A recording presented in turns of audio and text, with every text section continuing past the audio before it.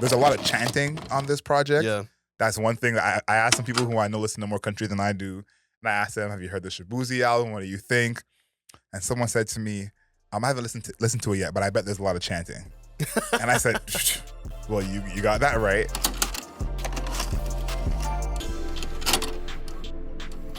Good afternoon, beautiful people. This is another episode of Album Mode.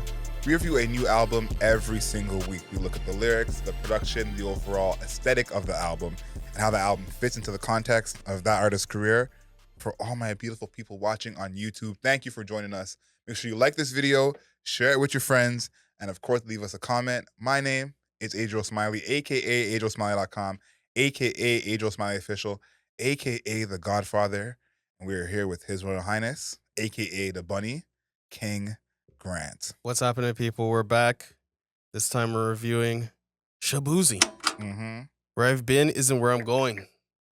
The viral country sensation has finally dropped his album, and it's something that I would say I was kind of looking forward to just because I wanted to know what it would sound like, and I wondered if is it a gimmick? Is it a rumor situation? Right? Or is it something where he's actually going to go forward with doing this? So this is what we're doing. Where I've been isn't where I'm going by Shaboozey. How do you feel about this coming into it? I wasn't actually thinking about him being a gimmick. I was just more interested to learn more about him because we weren't doing the pod at this time, but he did show up with a song with Duckworth off the Spiderman Into the Spider-Verse soundtrack. And so seeing his name back then, I said, okay, he's a name that I'm familiar with, but the movie soundtrack is not what it used to be. Yeah. That's actually one of my favorite places to find new music. So many of our favorite artists over the past 30 years, that's how they came to prominence, was the movie soundtrack. They get a look they wouldn't get otherwise.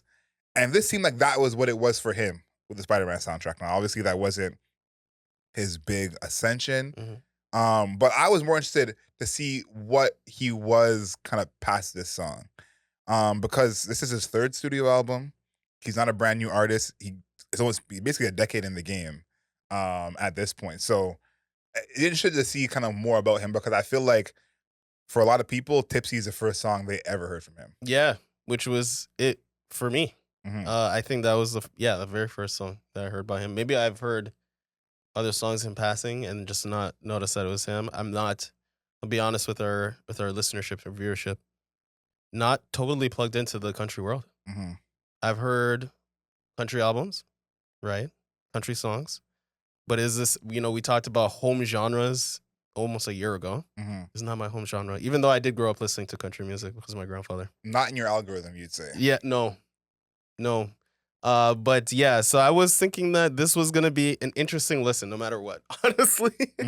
Because then I get to open that door and walk through it again, go back to my country roots as a child. I thought about that because I don't want to call it Jamaican country, but I feel like it's the country that Jamaican people listen to. And I thought to myself, how much is this gonna sound like country to us? Right. Like, because country has definitely changed. Like, my country era was like 2012 to 2016 when I listened to the most country in my entire life. And since then, country has gotten, we'll call it blackified. Yeah, there's definitely more a lot of hip hop influence, a lot of R&B influences.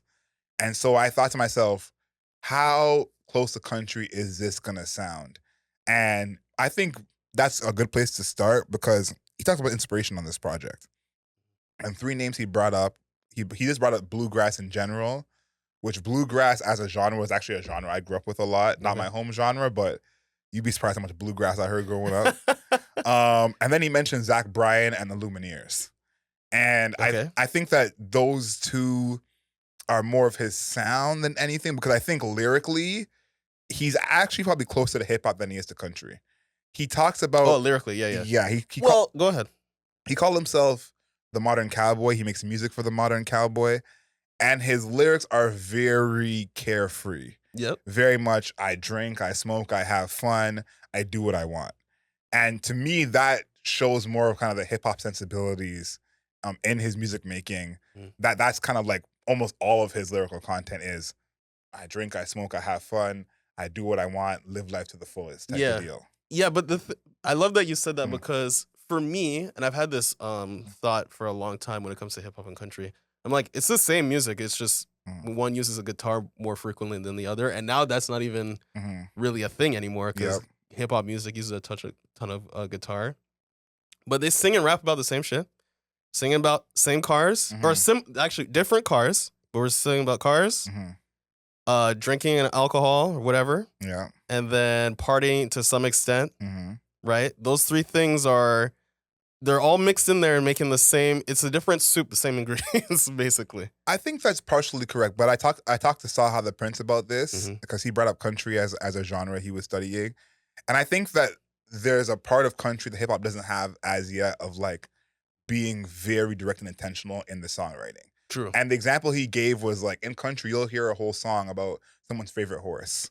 And they might make a song about the whole ranch, but there will be a whole second song just about the horse. You know? And I think that's where I think he's more hip hop than country because hip hop doesn't always have that. It's very one-dimensional, autobiographical in the mainstream at least. Yeah.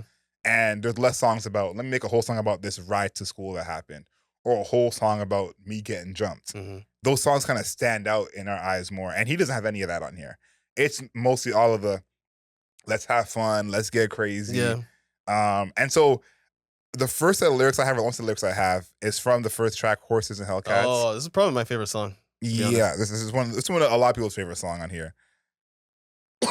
And he says, we ride Palominos like they're SRTs. Once I pick a speed, ain't no catching me. Looking for me, I be out in Tennessee. I don't stay the night, grab the cash and leave. And there's no way out of the life that we chose. Everyone knows where it goes, and we ride Palomino like the SRTs. Once I pick a speed, ain't no catching me. What stood out to me from this section was him saying, and there's no way out of the life that we chose.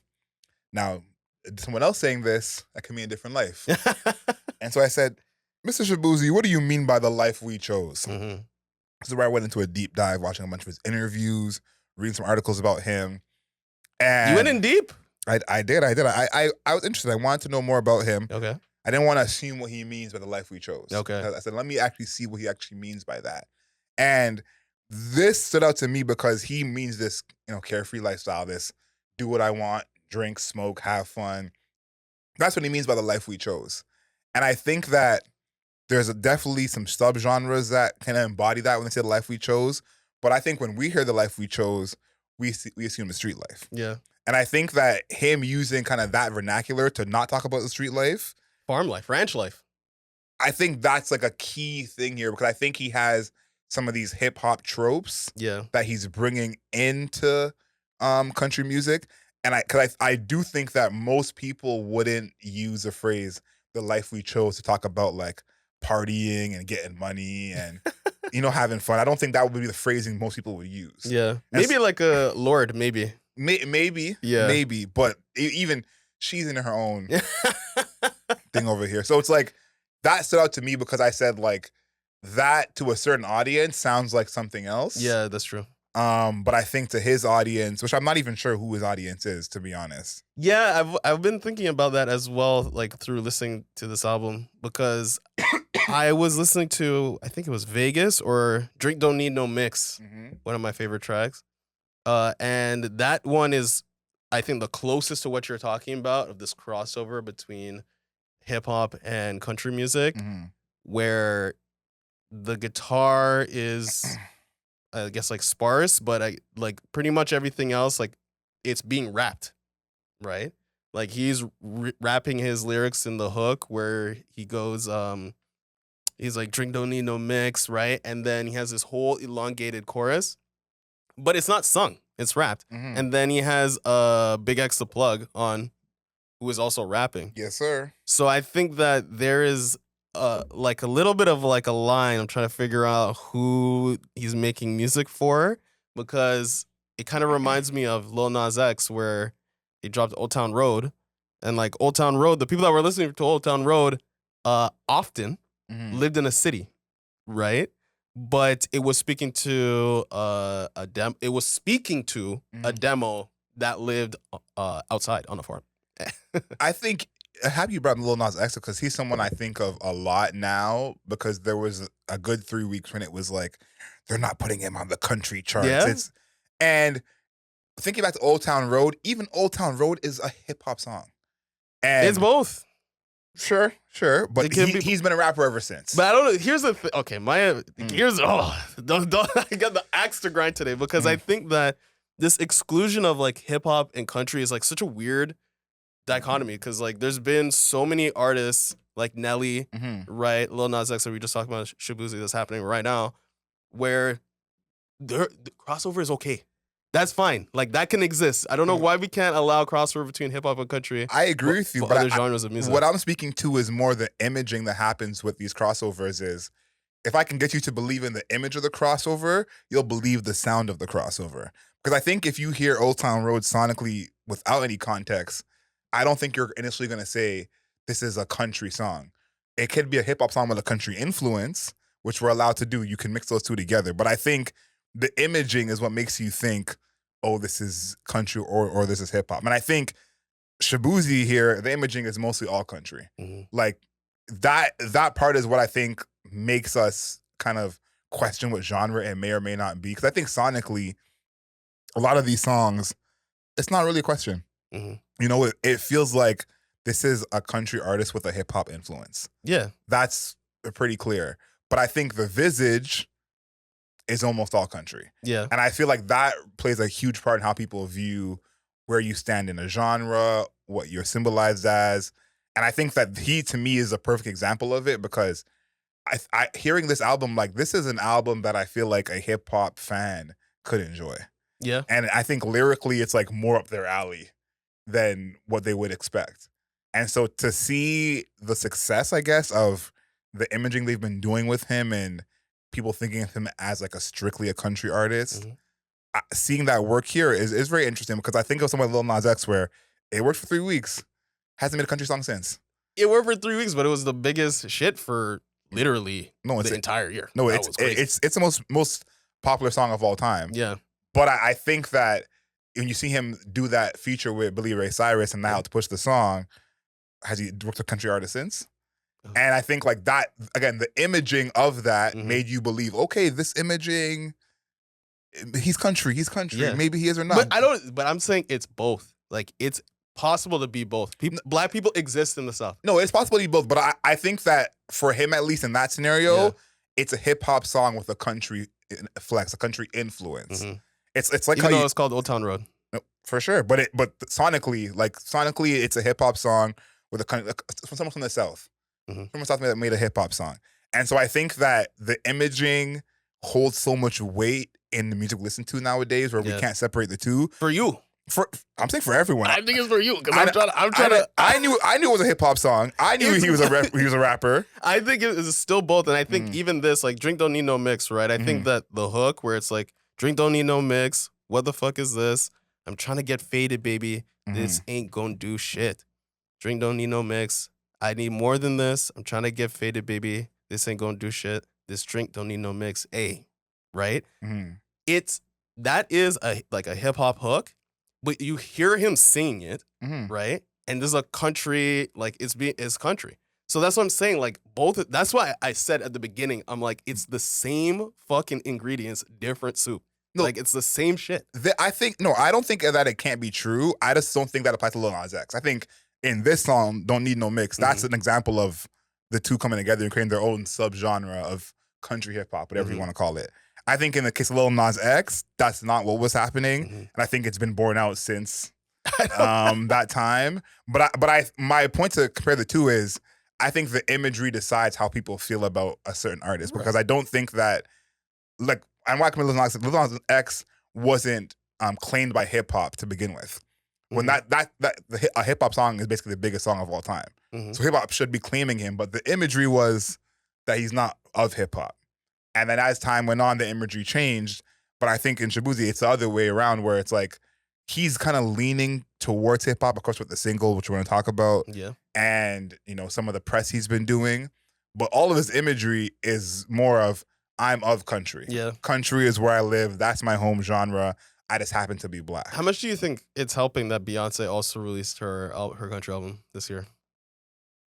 I feel like that's helping him as well. I think it helps, but I honestly don't think that's what's pushing him at all. I'm not thinking it's like the reason for its success, but I'm thinking like his imagery in country music. I'm like, do you think that the Beyonce album, and then I would say this is a degree more country, than what Beyonce was doing. So I'm like, I wonder if that's helping him in a way where like he's even further than Beyonce. Yeah. But we're still talking about like, oh, these lyrics sound like hip hop lyrics.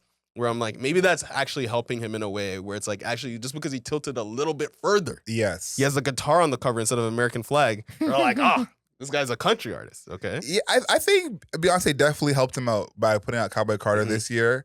And I think it's so interesting because thanks to Chris before you got here, you know, a bar song Tipsy is more popular than any song on the Beyonce album. Facts. And a bar song Tipsy and his 2 features on the Beyonce album are the only 3 songs he's ever had chart on the Billboard. And so we're kind of in this gray area where we're going to see what becomes of this. Yeah. Because I think Tipsy, of course, it being interpolation, that's like been a formula that's been working for the past few years. Yeah. That I think my right there, same ingredients, different soup. Same ingredients. And so I think we're going to kind of get a real test case of, is this really a thing that's going to be happening going forward? Will people still be consuming this? Because I think right now he has 1 viral song. Yeah. And that's it. And we're going to see what the album is going to do numbers-wise. Is there going to be another song that charts off the tail of this song? So remains to be seen. Yeah. So how did you feel about Bar Song, aka Tipsy by Jaquan? How did you feel about that track? I like that song a lot. I think of all the flips of like old 2000 songs, this is one of my favorites. And I think it's like enough of a complete different song that it makes it credible in a sense. Yeah. I do think too, the group of people who aren't familiar with the original is way more than I anticipated. Yeah, they're like, this is like the juice to them. They're like, yo, this is such an amazing, such a catchy song. Like, how did you come up with this? Like, it's such a great idea. And I'm like, yo, if you were listening to hip hop in like, what was it, 2006, 5, something like that, you would have heard the song already. Listening to music, period. Like, forget hip hop. Listen to music, period. But I think why this works for me is it's a different enough from the original song. True. Like, you can maybe play this back to back in the club. I'm sure it's been happening. But I think that I don't have to ask a question, which one is better? They're just different enough. They can both be in their own lanes, both be different. And I think this is like a great entry point for a lot of people to listen to him. Because I think this song, I just listened to his album, I'm like, this song isn't that far off from how it usually gets down. Yeah, that's true. And I think that was my worry of like, is he a gimmick? Is it just this record? How does he outside of this record? Because he bit most of that from Jaquan. Like, this is the most underwritten record on this album. And so that was my question of like, is he more like Tipsy? Is it an outlier for him, or does he have that juice? And I think he has that juice. Yeah, I think that he is able to tilt it more country to the point that it's unrecognizable. I don't want to say unrecognizable, because when you get to that part where it's like everybody at the bar getting tipsy, you're like, yeah. But it's close to unrecognizable. Yeah, because he was like, there's even a part where he's like, 1, here comes the 2 to the 3 to the 4. I'm gonna be honest with you. I never thought that sequence, right? That 1, here comes the 2 to the 3 to the 4. When it's last call, I'm even saying it in the Jaquan cadence. I just couldn't picture that outside of a hip hop song. So for him to be able to translate that, really, yeah, I couldn't like maybe like a ballad or something like that. I was gonna say, to me, I thought that Jaquan got that from somewhere else. Yeah. Yeah, because it is counting. I think of something like Back at One with Brian McKnight. Like, that's like almost like a crutch in other genres of like, let's kind of count down, and that would be. I agree, but I think maybe it was the exact cadence, like the flow that he was rapping it in, is what changes it to me. Because like that's a hip hop only flow. Yeah. So, but it translates to country in a way. So I thought that was cool. I do think that. Do you think? Here's another thing that I couldn't really figure out if it was true or not. Let It Burn. Okay. Is that an Usher interpolation? Do you think it is or not? I wouldn't count it as one, but I think it's like I don't know. I thought about it when I heard the song. I was like, I thought about it for sure, but I wouldn't call it enough to be an interpolation. Yeah. I want to talk about him being a gimmick before I get to production, because that's something that you mentioned at the top that I thought a lot about. That's kind of why I wanted to go into him and be like, he's not an industry plant. We can at least say that. Yeah. But is he a gimmick? And I think right now he's on the fence. Yeah, it's borderline. I think he's borderline. I watched some of his interviews and read some of his interviews, and there is almost that like character quality of I'm a black man in country. Yeah. And that's like so cool to see. And it's funny, it reminded me of Lil Nas X, where I was like, I want Lil Nas X to actually make good music. Just being the gay rapper is too gimmicky for me. He needs to actually make good music. Mm-hmm. And so that was something I think he's on the borderline of, because I do think that he's having a lot of non-country eyes on him. Yeah. Because he's a black man in country. And I think that some people are supporting him or just checking him out for that reason alone. Yeah, I agree. I think that also, I would say his visage, just like the way he looks, is not very country.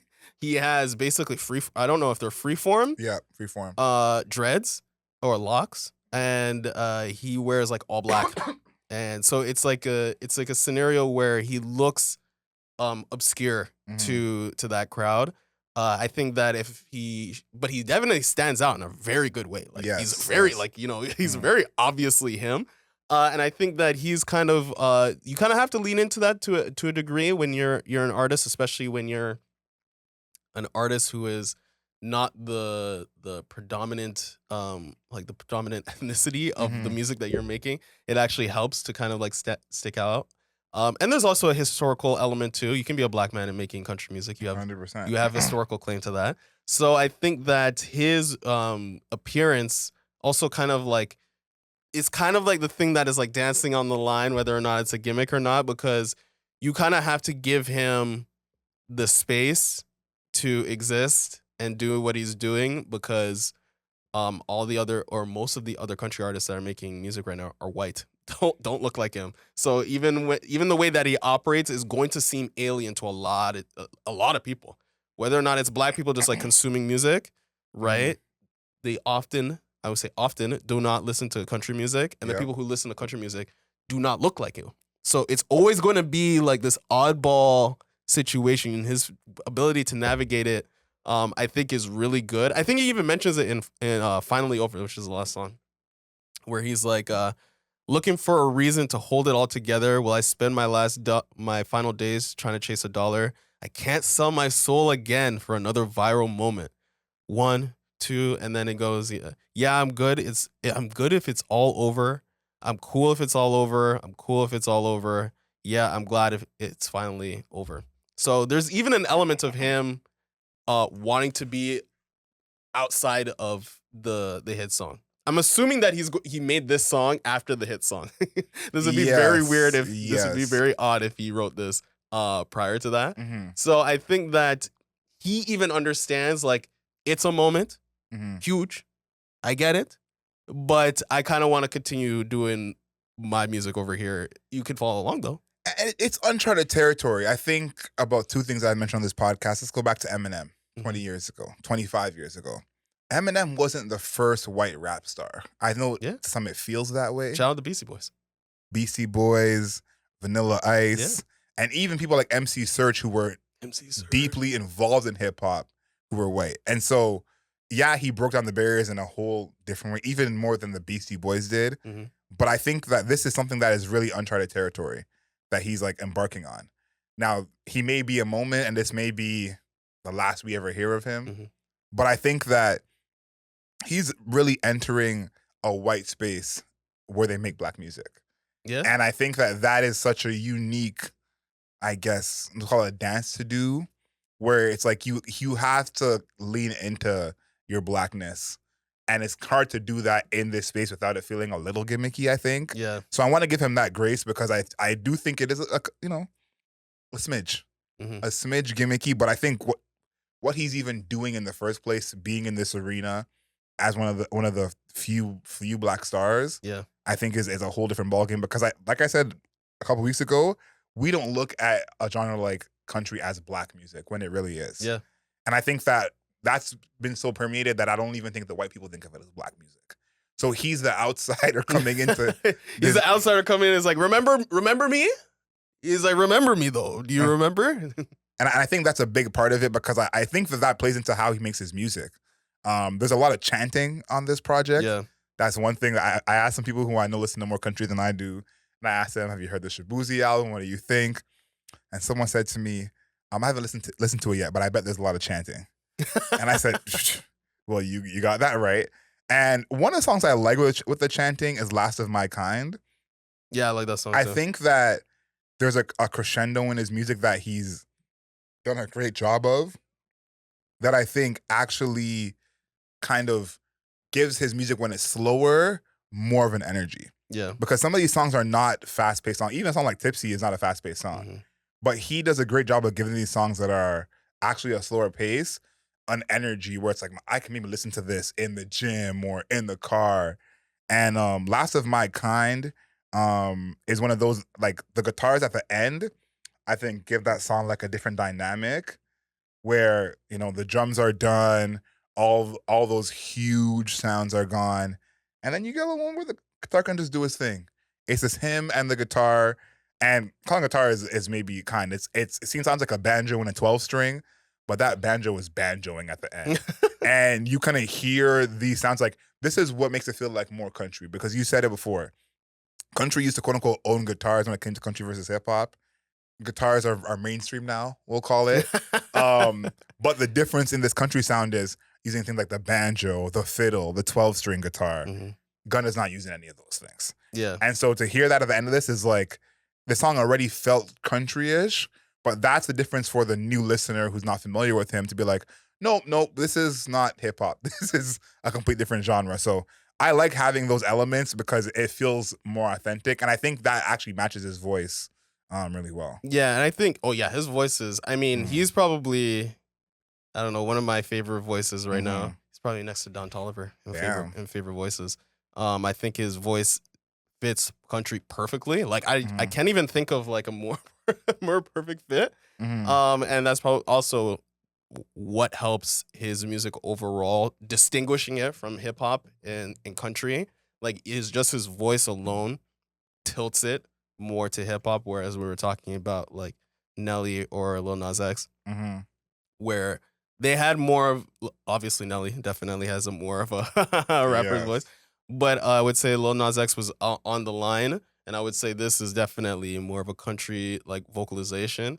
I think that even on a song like Drink Don't Mix, Drink Don't Need No Mix, sorry, it even has like these whistles in the background to make it sound like almost like an old Western. Yep.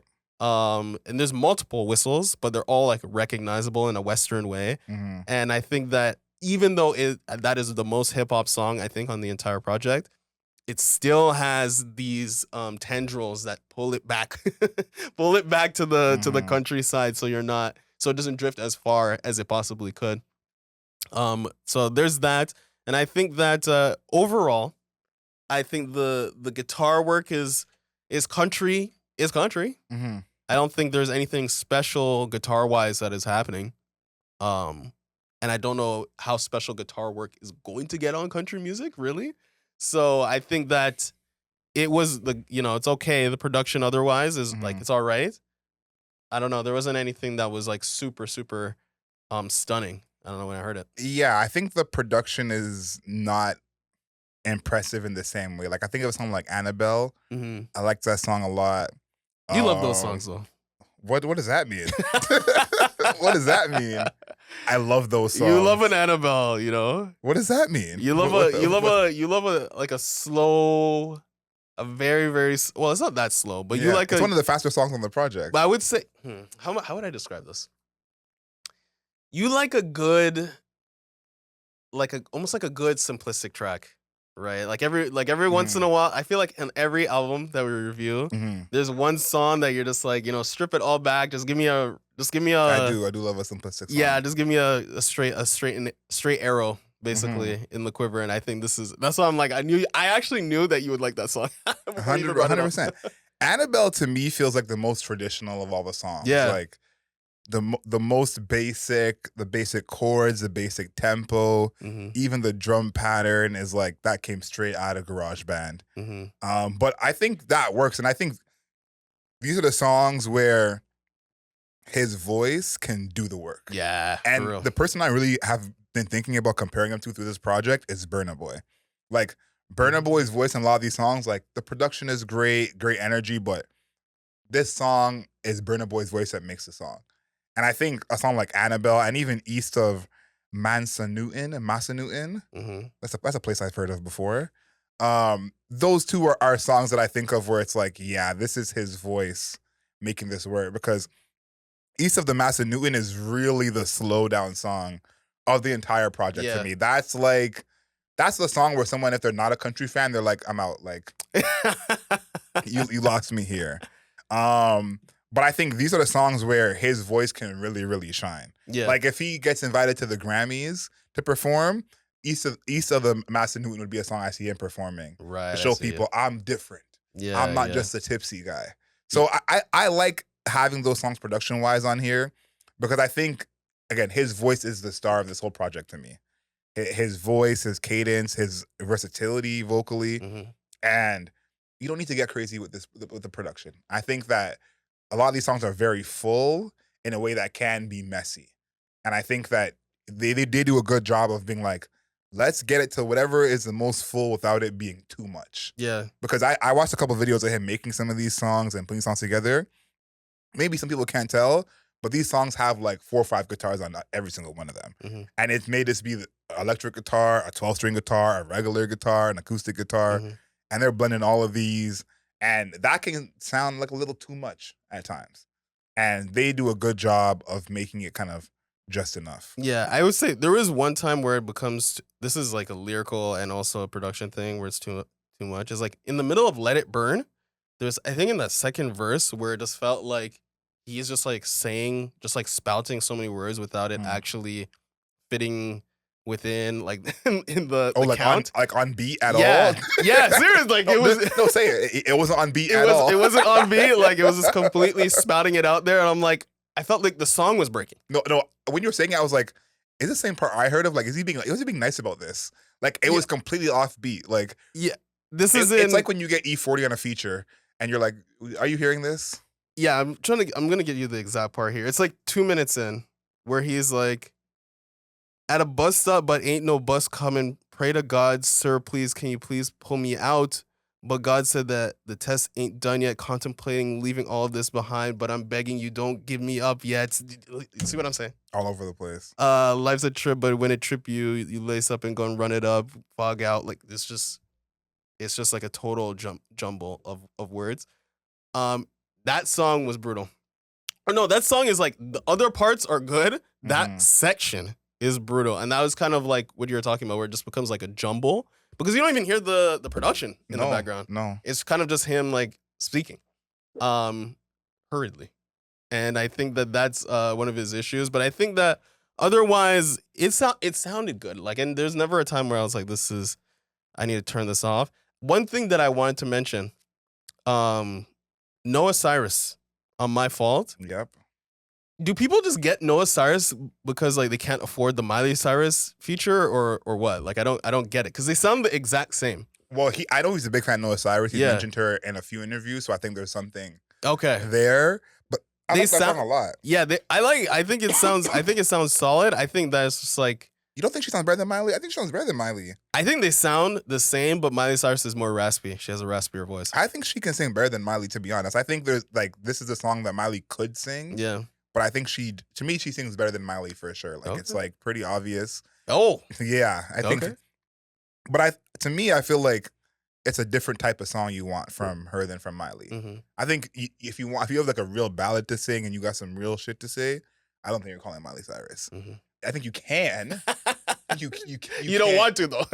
Yeah, she can do it, but that's not your first call. Okay. So I get it, and I like that song a lot. Okay. What else do we have? How do you feel about it aesthetically? Do you think it's the aesthetic? Do you think he was maintaining the aesthetic? I think he was. I think he was. I honestly think he was. I was impressed. I think the cohesiveness, Yeah. he actually has that. I think that there's actually some kind of theme on here. That's why I brought up the beginning of him calling himself a cowboy. Because I think that is all over this. He talks a lot about, I'm the modern cowboy. I make music for people to have fun too and feel free. Mm-hmm. That's all over this project. And I think the production in a way kind of matches that. Like, there are still the slower songs, the songs that are like a little more melancholy, but he never gets really sad. True. And the songs that are a little more slow is kind of like, we went to the washroom. We went out for a little break. The party's still going on inside, but me and someone to go outside and talk. That's literally the song My Fault.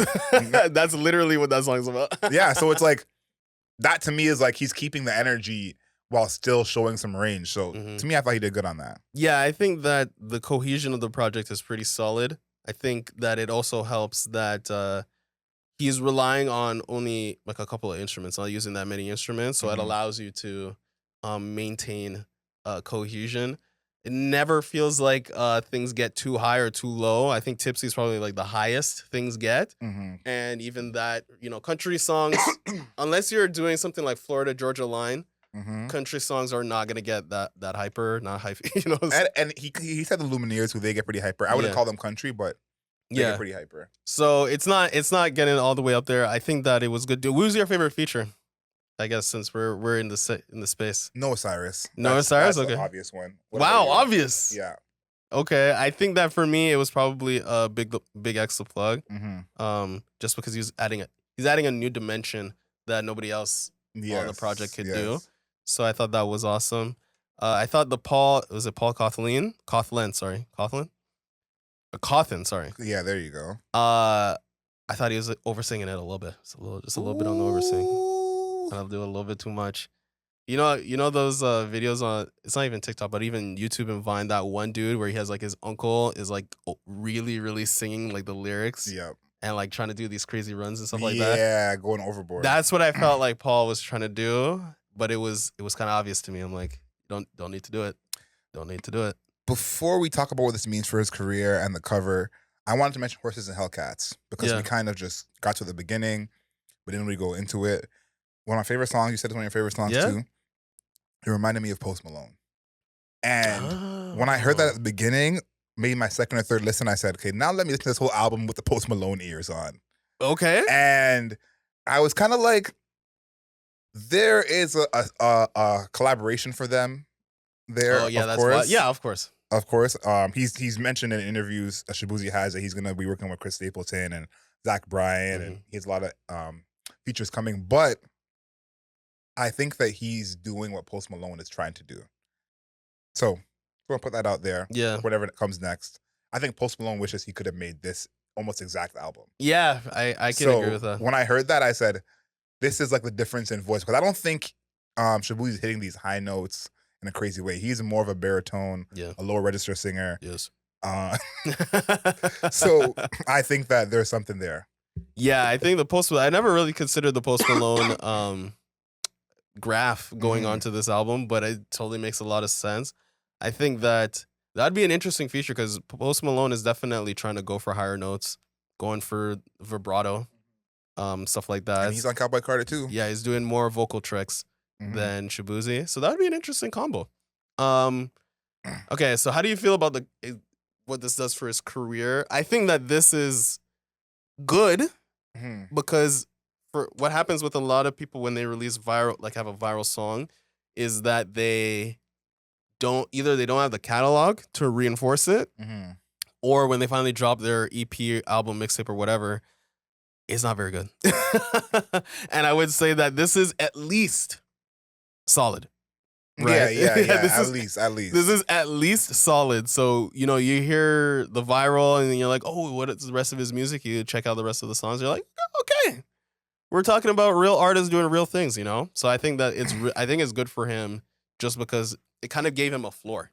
Yeah, like he's not in that Ice Spice, Sexy Red zone because like I haven't heard his other projects, to be fair.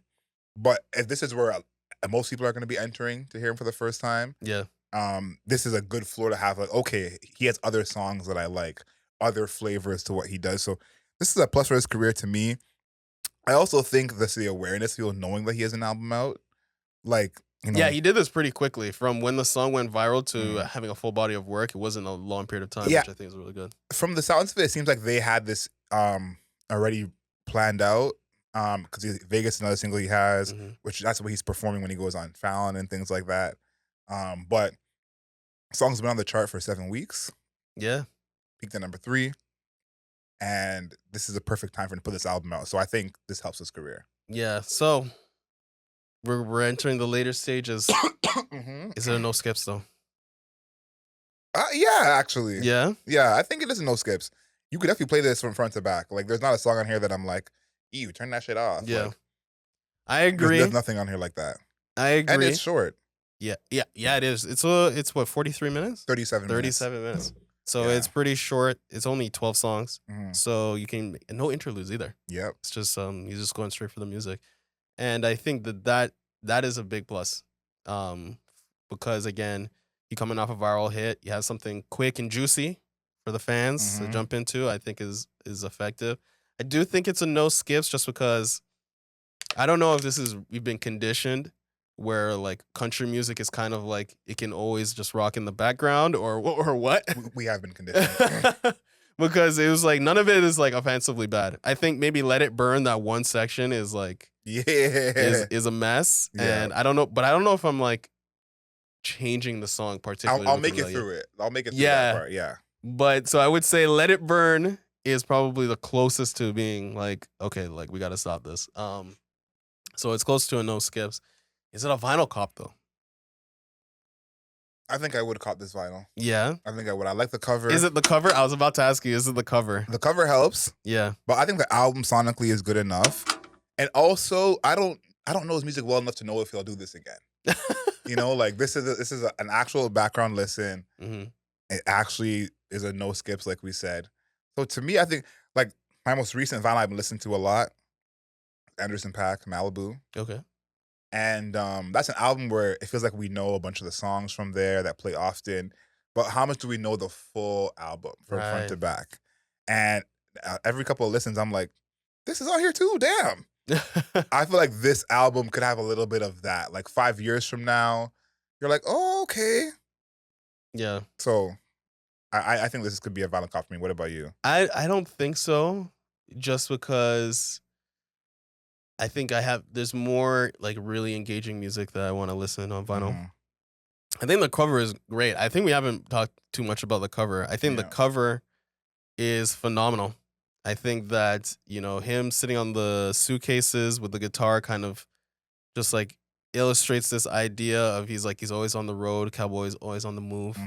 And he also, his face is on it too, which is great. Yes. And I think that the background complements his skin really well. It is almost like he's blending into the background to a degree, and the rest of his clothes are popping out of it. So maybe one of the cheapest covers in terms of how much it costs. Simplicity sometimes is super effective. And it's one of the best. Like I'm sure that looks like a studio at Sears. Shout out to my Canadian people know what Sears is. That probably is his guitar. Yeah. His guitar cases. And that's maybe the clothes he had to, get from the stylist. But simplicity works. I think that's the lesson of this album. Is simplicity sometimes works best. Even sampling a song like Tipsy is a very simple song. So simplicity clearly works best here. Yeah. And do you have something I just thought of when I was working on this earlier this week. Do you think any of these songs could make the summer playlist though? Not ours in particular. It could make it be ours. Or just in general? Just in general. Do you think Tipsy for sure? Tipsy for sure? Yeah. Tipsy can go in any summer playlist. Yeah. I think you can have a playlist full of Future and put Tipsy in there. Like I think Tipsy's the main one. Drink Don't Need No Mix. Yeah, maybe. That's in the crowd. Yeah. I don't know. I was just go ahead. Sorry. No, but those are the main two, I think. Yeah, that was something I was considering because it's now June, so I'm like, oh, maybe are there any songs that are just gonna make the playlist? Are they playlist worthy now? So now the moment we've all been waiting for. Adriel. We have spoken about it. We've laughed about it. We've cried about it. We have not cried. But Shaboozey, where I've been, it's where I'm isn't where I'm going. There you go. What's your score for Shaboozey? For Shaboozey, my score is a 6.5. Okay. I like this album. I'm very surprised at how much I liked it. I think sonically, this is a very easy listen. Mm-hmm. I think his voice is kind of inoffensive, and it's not so much in one direction where someone could say, I find that voice annoying. And then I think that the sequencing is really good. I don't think we talked about that enough, but I like the sequencing a lot, with starting with Tipsy and the first song as well. Just kind of keeping the energy up and then having a little flow as you go into it. So to me, it's a 6.5. This gives me the energy of an album that could grow in terms of how much I like it, because I think these are the songs that the more you know the words, the more you'll like. I think listening the first couple of times and not knowing all the words to all these songs yet is like you're just listening, like almost there's no passive listen. It's only an active listen. I think once, we know some of these songs word for word, and then I try my own Shaboozey impression, these songs will be really fun. So this is an album I see growing in rating in the next couple of months. Okay. I'm going to put this for me, Shaboozey, where I've been isn't where I'm going. I think I'm going to put this at a 6.5. Wow. I think this is going to be a 6.5, 6.5. Like, it's maybe even a 6.25, to be honest with you. Wow. I think that it sounds like you can play it all the way through. Some of the songwriting is good. Like, the hooks are really good. His hooks are really, really good. But sometimes when it comes to the rest of the songwriting, it's kind of whatever. The production, it's country music, so I'm not expecting... I was trying to think of what would a forward-looking country album sound like, and I cannot really picture that.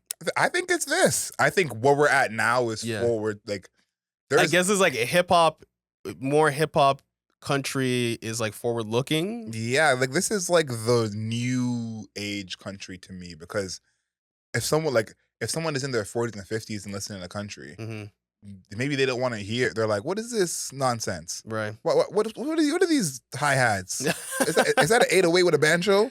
Like, yeah. I think so. It's like we kind of got eased into it, coming from the Nelly Tim McGraw era, and then the fact this is almost mainstream country now. But I think if you're like a traditionalist, you're definitely like, what the hell is this? So I think this is, innovative in its own way. Yeah, because I'm also thinking of like other hip hop artists that use guitars, and I'm like, those are kind of, I don't know, those are more spectacular in different ways, just because they're doing more vocal things. I think Shaboozey doesn't do very many vocal tricks. I'm just saying vocal tricks, but he doesn't he's not really trying to go outside himself, not trying to do any high notes, no vibrato, no crazy runs, nothing like that. Stays in his pocket. Yeah. So it's a 6.5. It's solid. It's solid. Solid. That's it. It's solid. Like, it's not blowing my mind, but I'm not disappointed, which is important. I think not disappointed is a great way to put it. Yeah. I think I was actually impressed with this. My hopes were not high, because these gimmicky artists, where I stand with them. Not a fan. I don't have any belief in none of them. No belief in none of them. I don't come from that cloth. I come from the era where we heard your 51st song, and that was the first song we heard. You're right.